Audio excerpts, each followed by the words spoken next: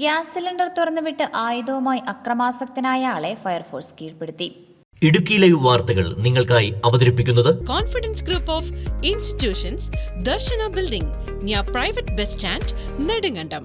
മുട്ടത്ത് മാനസികാസ്വാസ്ഥ്യമുള്ളയാൾ നാട്ടുകാരുമായുള്ള വഴക്കിനിടെ പാചകവാതകം തുറന്നുവിട്ട് ആയുധവുമായി ഭീഷണി മുഴക്കിയത് പ്രദേശവാസികളെ മണിക്കൂറുകളോളം ആശങ്കയിലാഴ്ത്തി. ഒടുവിൽ തൊടുപുഴ ഫയർഫോഴ്സ് സ്ഥലത്തെത്തി ആളെ കീഴ്പ്പെടുത്തി. ഞായറാഴ്ച പുലർച്ചെ 1 മണിക്കായിരുന്നു സംഭവം.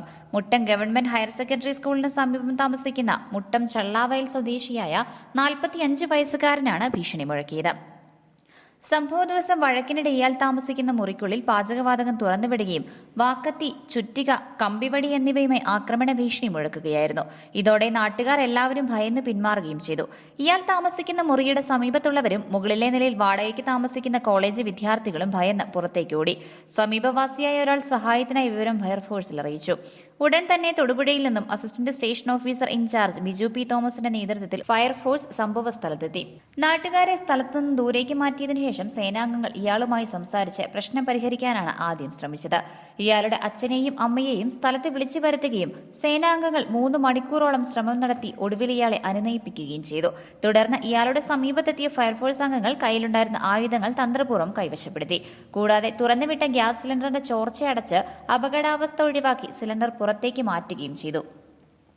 ആളുടെ ശ്രദ്ധ മാറ്റിയതിനു ശേഷം ഫയർഫോഴ്സ് അംഗങ്ങൾ മൽപ്പിടുത്തത്തിലൂടെ ഇയാളെ പിടികൂടി. മാതാപിതാക്കളുടെ ആവശ്യപ്രകാരം അവരുടെ സാന്നിധ്യത്തിൽ പോലീസ് സഹായത്തോടെ സ്വകാര്യ ആംബുലൻസിൽ കയറ്റി മൂലമറ്റത്തെ സ്വകാര്യ ആശുപത്രിയിൽ എത്തിക്കുകയും ചെയ്തു. ഇതോടെയാണ് മണിക്കൂറുകൾ നീണ്ട ആശങ്കയ്ക്ക് വിരാമമായത്.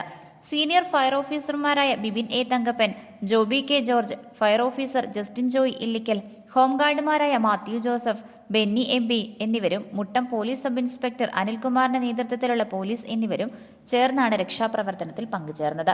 Idukki live news Thodupuzha. Idukki live വാർത്തകൾ നിങ്ങൾക്കായി അവതരിപ്പിച്ചത്. ഹായ്, എൻ്റെ പേര് നിവ്യ. ഞാൻ 20 ഏക്കർ അൽഫോൺസ ലാബിലാണ് വർക്ക് ചെയ്യുന്നത്. ഞാൻ പഠിച്ചത് നെടുങ്കണ്ടം കോൺഫിഡൻസ് ഗ്രൂപ്പ് ഓഫ് ഇൻസ്റ്റിറ്റ്യൂഷനിലാണ്. Hi, I am Tasnima. ഞാൻ പഠിച്ചത് കോൺഫിഡൻസ് ഗ്രൂപ്പ് ഓഫ് ഇൻസ്റ്റിറ്റ്യൂഷൻസിലാണ്. അവിടുന്ന് പഠിച്ചിറങ്ങിയ ഉടനെ തന്നെ എനിക്ക് നെടുങ്കണ്ടം നീതി മെഡിക്കൽ ലാബിൽ ജോലി കിട്ടി. ഞാനിപ്പോൾ ഹാപ്പിയാണ്. ഹായ്, ഞാൻ അരുണിമ. നെടുങ്കണ്ടം കോൺഫിഡൻസിലാണ് ഞാൻ പഠിച്ചത്. പഠിച്ചിറങ്ങിയപ്പോൾ തന്നെ എനിക്ക് രാജാക്കാട് SN ഹോസ്പിറ്റലിൽ ജോലി കിട്ടി. ഹായ്, ഞാൻ അമർദീന്ദു. ഞാൻ വർക്ക് ചെയ്യുന്നത് Rajakkad life care medical centre ഹോസ്പിറ്റലിലാണ്. എനിക്ക് കോൺഫിഡൻസ് തന്നത് കോൺഫിഡൻസ് ഗ്രൂപ്പ് ഓഫ് ഇൻസ്റ്റിറ്റ്യൂഷനാണ്.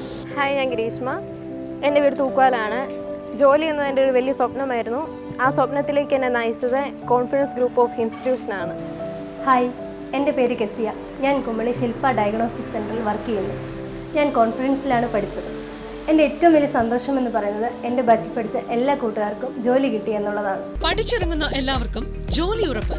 കേന്ദ്ര ഗവൺമെന്റ് അംഗീകൃത ഡിപ്ലോമ കോഴ്സുകൾ. Diploma in medical laboratory technician, pharmacy assistant.